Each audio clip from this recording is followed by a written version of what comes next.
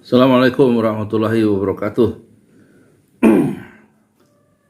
Alhamdulillah, wassalatu wassalamu ala rasulillah. Sobat akhirat di 5 benua, kita tahu ya, kemarin ya, beberapa hari yang lalu anggota DPR dari fraksi Gerindra ngamuk ya, membongkar habis ya biaya-biaya yang digelembungkan oleh dana haji, maksudnya yang digelembungkan oleh Kemenak, dan tampaknya itu yang membuat dana haji itu loncat ya sampai 90%, dari 30 juta menjadi 69 juta. Dan kita harus ingatkan ya, 2 menteri agama masuk penjara gara-gara dana haji yang menggiurkan. Satu dulu ya, Dr.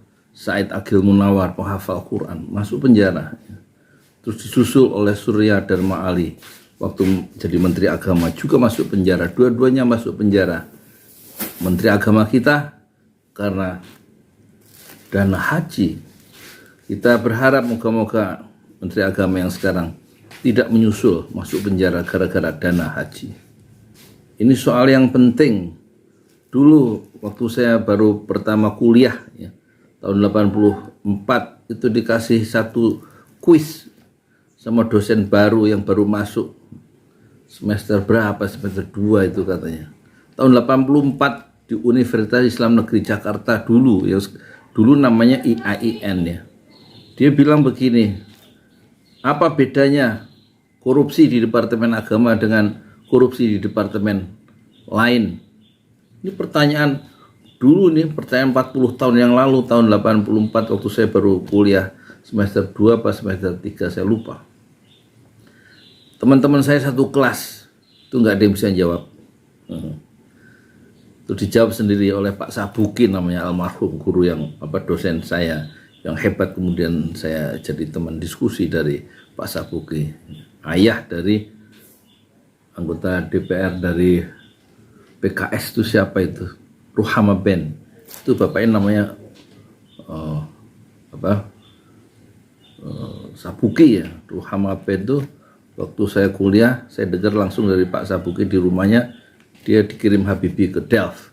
Ruhama Ben kalau tidak salah. Ya sekitar biaya mengirim itu untuk belajar di sana sekitar 400 juta zaman itu ya. Nah, Pak Sabuki kemudian menjawab pertanyaannya sendiri. Bedanya korupsi di Departemen Agama itu lebih islami daripada korupsi di departemen yang lain. Kenapa lebih islami? Karena korupsi di Departemen Agama dimulai dengan membaca Bismillahirrahmanirrahim. Kita ketawa. Itu pelajaran moral yang penting ya. Jadi korupsi dari dulu sampai sekarang nggak habis-habis tuh di Indonesia. Jangan-jangan masih ada tuh di Departemen Agama. Itu masih ngalami ya, ngalami dapat proyek itu dan minta DP 20% dari nilai proyek. Kalau enggak ya kita kasih yang lain katanya dulu ya. Kita saksikan ya, Abdul Wahid dari Gerindra ngamuk dia dan membongkar setelah dia belusukan ngecek harga-harga hotel, makanan dan gelang ya, waktu dia naik haji bersama temannya, termasuk dia usulkan supaya nggak ada catering di situ, biaya catering itu yang mahal, padahal makanan murah di sana. Selamat menonton dan selamat menyimpulkan sendiri, tapi jangan lupa di subscribe ya, di komen, bikin komen yang penting, di like dan komen di bawah dari video ini. Assalamualaikum warahmatullahi wabarakatuh. Yang kami hormati pimpinan dan anggota Komisi 8, dan yang kami hormati para mitra dan yang hadir pada sore hari ini, terutama Pak Dirjen, Pak Irjen, Kepala BPKH, dan dari Pak Ade bersama jajarannya dari kesehatan ya. Saya ingin menyampaikan ya, jadi kami lihat pengajuan anggaran biaya haji ini yang dibuat oleh Kementerian Agama atau Pak Dirjen ini mengadopsi biaya haji tahun 2022. Ingat Pak, 2022 itu Bapak ngajukan biaya haji ini waktunya mepet. Kami tidak sempat mengoreksi satu persatu. Maaf, saya latar belakang pengusaha, jadi sekecil apapun kami ini, perusahaan saya itu bisa besar itu dari kecil Pak. Bukan terus saya dapat yang nilai besar. Rp1 kali, ya, Rp10 kali. Sehingga maaf, keputusan kemarin 98 juta itu sangat mahal sekali. Setelah saya cek satu persatu angka-angka ini, kami punya Pak orang auditor, ya, suruh ngecek. Yang pertama itu. Yang kedua, saya belum sampai ke merinci, saya menyoroti di sini adalah BPKH. Pak Kepala BPKH, kalau memang Bapak mampu megang BPKH, yang pegang uang 160 triliun, Bapak lanjutkan. Tapi Bapak kalau tidak mampu, silahkan Bapak lepas.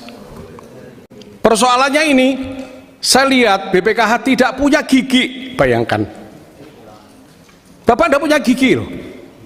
Coba persoalan yang terjadi ribut seperti ini, BPKH diam 1000 bahasa. Tadi Pak Ade menyampaikan, bahasa Pak Ade tadi menyampaikan, saya akan bicarakan biaya haji dengan Pak Menteri Agama. Seharusnya BPKH diikutsertakan, karena dana haji ini dua sumber, yaitu dana dari masyarakat atau jamaah haji, yang satu sumbernya adalah Bapak uang dari Bapak yang Bapak kelola itu. Jadi seharusnya Pak Dirjen ini mengajukan anggaran, itu BPKH itu harusnya protes 69 juta, 98 juta, Bapak harus protes. Bapak jangan jadi eselon satunya Kementerian Agama, Bapak bukan itu. Saya marah Pak, terus terang ini, saya tidak takut siapapun. Saya sebelum dari DPR itu pernah diancam mau dibunuh, ya apa-apa saya. Yang bunuh saya itu bukan orang Pak, bikin mati saya itu Allah. Inna sholati wa nusuki wa mahyaya wa mamati. Itu Pak. Jadi itu Pak, Bapak harusnya koreksi dong. Silahkan Garuda minta itu, saya bayar dulu, saya punya uang,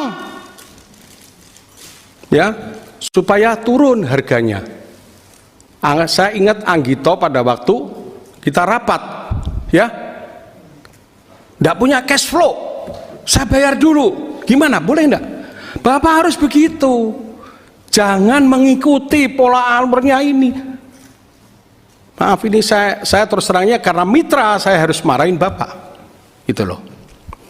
Selanjutnya ini koreksi ya, yang selanjutnya kaitannya dengan kami kunjungan ke Arab Saudi. Bukan kami hanya umroh, kami jalan-jalan, makan-makan, enggak. Kami belusukan Pak. Pak Dirjen, hotel yang tadi disebutkan oleh sahabat saya, Pak John, kami punya tim, itu hanya 3.200 sampai 3.500 real. Kenapa Bapak ngajukan 4.600 real? Inilah yang saya katakan, Bapak memakai anggaran haji yang tahun 2022 yang kami tidak sempat kontrol. Ya, ini Pak Dirjen. Jadi masalah ini adalah, terus terang saya nyebut di media itu, ini bukan Bapak, ini yang mainkan itu semua para calo-calo di Arab Saudi itu. Ada orang kita, ada orang-orang Saudi. Kami datang ke sana itu, mereka sudah calo-calonya sudah banyak sekali berkeliaran minta untuk dikasih order. Benar loh Pak. Karena fraksi kami Partai Gerindra menyampaikan Bapak Haji Prabowo Subianto dan Pak Ketua Fraksi Pak Haji Ahmad Muzani, jangan main Pak Wahid, ini urusan ibadah, jangan dimainkan. Kalau perlu bongkar, makanya saya bongkar di sini. Maaf ini, saya bongkar. Ya, meskipun bongkaran ini adalah nanti kita bongkar di dalam FGD maupun konsinyering. Yang kedua, catering. Kalau fraksi Partai Gerindra mengatakan tidak perlu catering, kasih uang. Ya, kenapa? Rasa tidak rasa Indonesia. Harganya mahal. Kami belusukan Pak, kami makan dengan teman kami Pak Husni.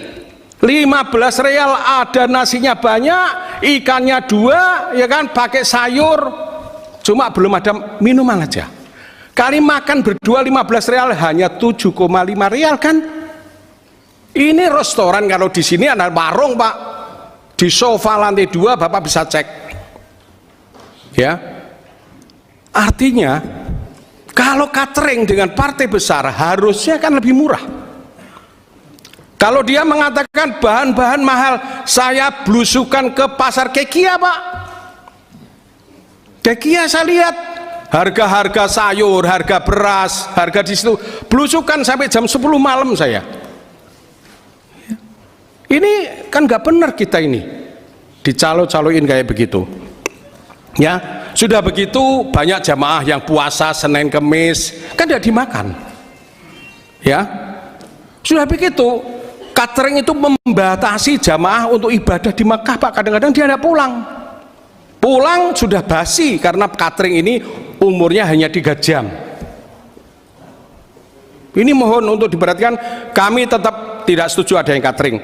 Biar rasa Indonesia, hanya dia masak di sana pakai magic jar di hotel, itu bawa rabon, bawa obon, bawa apa? Rendang, bawa teri Medan, bawa ini, yang kuat bisa cukup 1 bulan makan nasi sana. Waduh, rasanya kebersamaan luar biasa kembali pada waktu saya haji tahun 97, tahun 2022, tahun 2024 saya haji, ada kebersamaan untuk makan bersama, kompak Pak, dan tidak keleleran, tidak mati Pak jamaah itu.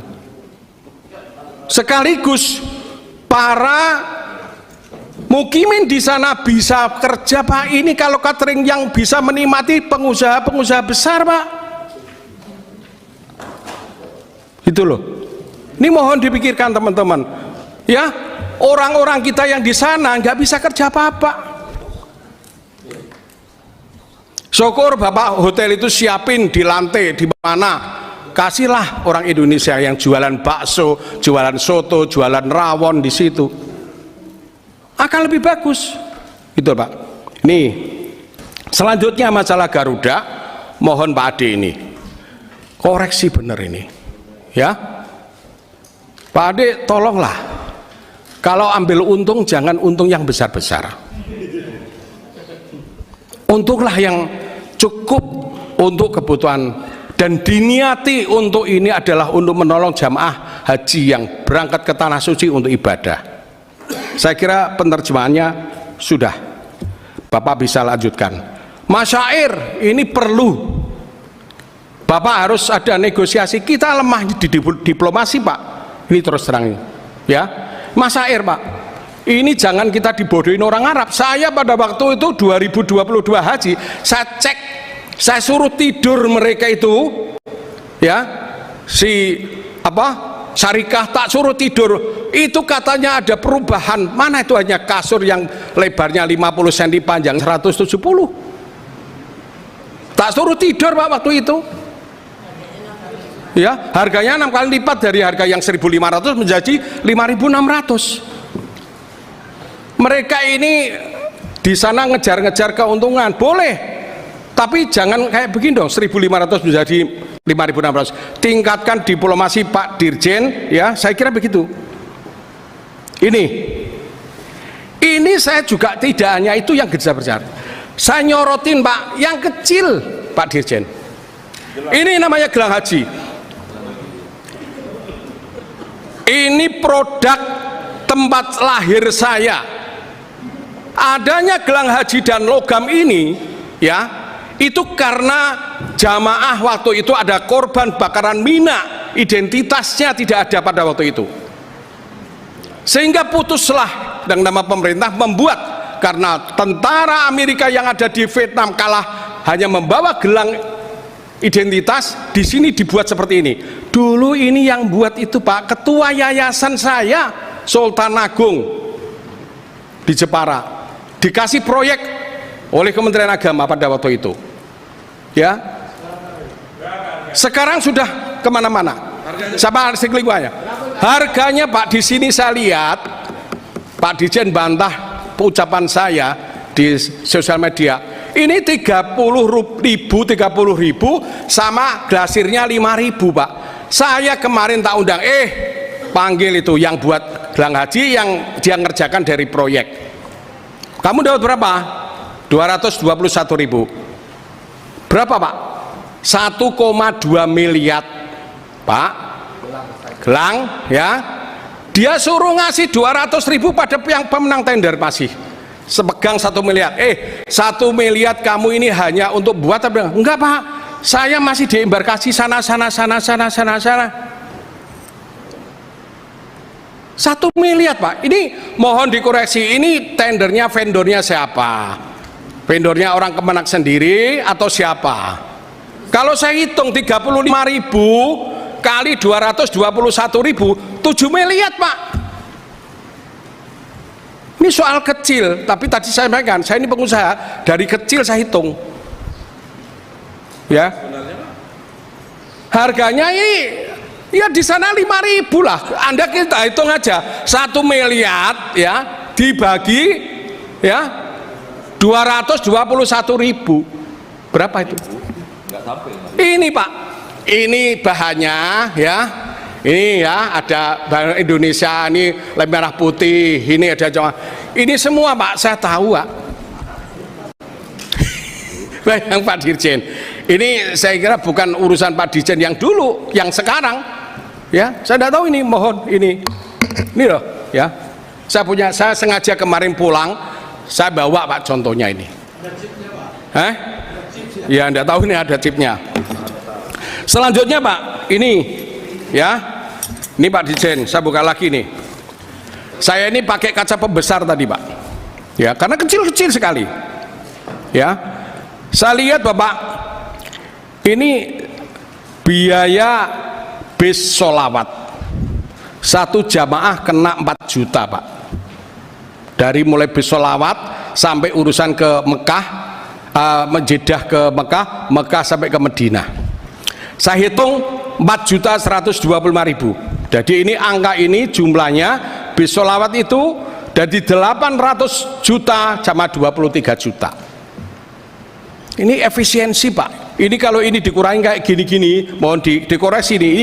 Ini kalau bis sholawat tidak ada 1 miliar hilang Pak itu. Yang selanjutnya kaitannya biaya pelayanan dan pengantar stiker. Ini juga mahal, 800 juta. Ini pelayanan wrapping roda, kursi roda jamaah, ini 270 juta. Saya lihat satu-satu ini Pak. Pemeliharaan peralatan kendaraan di kantor Wisma Haji ini 6 miliar ini, tidak tahu ini. Jadi ini Pak Dirjen, ini tolong ini angka-angka ini Pak. Saya ini terus terang, angka-angka ini dikasih oleh staf saya, bukan staf yang di DPR, tapi saya di perusahaan. Pak Wahid ini kalau perusahaan kita bikin kayak gini ya Bapak bangkrut katanya begitu. Ya, bangkrut perusahaan saya. Yang bangkrut ini bukan. Jadi mohon, ini kaitannya terus terang ya, dari kesehatan belum saya sorotin ya. Tapi saya daripada menghabiskan waktu, saya kembalikan kepada pimpinan. Nanti kita koreksi lagi satu persatu di acara tempat yang lain. Demikian, wallahul muwaffiq. Wassalamualaikum warahmatullahi wabarakatuh. Waalaikumsalam. Demi nambah cinta, telah ku persembahkan hatiku hanya untukmu. tak ku jaga kejujuran dalam setiap nafasku. Karena demi cinta telah ku relakan kecewaku atas ingkarmu.